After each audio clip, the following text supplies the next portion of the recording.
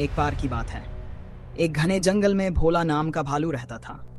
भोला बहुत ही भोला भाला और मजाकिया स्वभाव का था। उसे सबसे ज्यादा पसंद था शहद।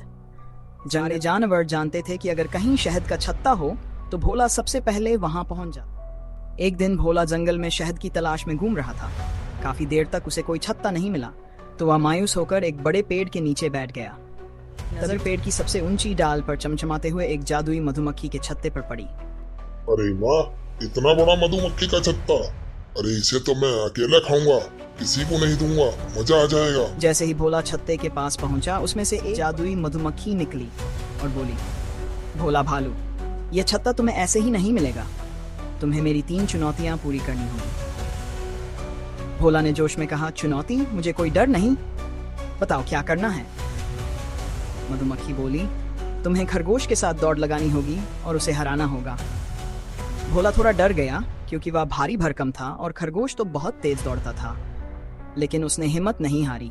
उसने चतुराई से जंगल की छोटी छोटी पगडंडियों का इस्तेमाल किया और खरगोश को हराने में कामयाब हो गया। दूसरी चुनौती, मधुमक्खी ने एक पहेली दी। ऐसी कौन सी चीज है जो तुम्हारी नहीं लेकिन हर कोई इसका इस्तेमाल करता है।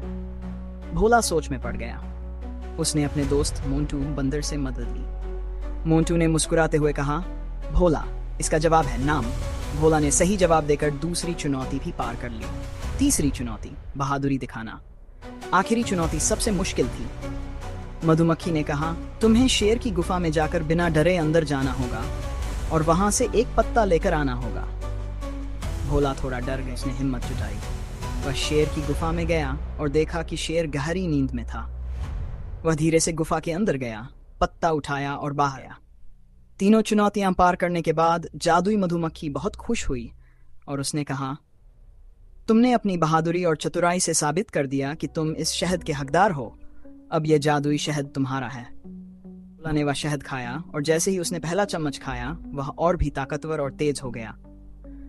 उसने अपने दोस्तों को भी वह शहद बांटा और जंगल में खुशी का माहौल बन गया। सीख, साहस, चतुराई और दोस्तों की मदद से कोई भी चुनौती पार की जा सकती है।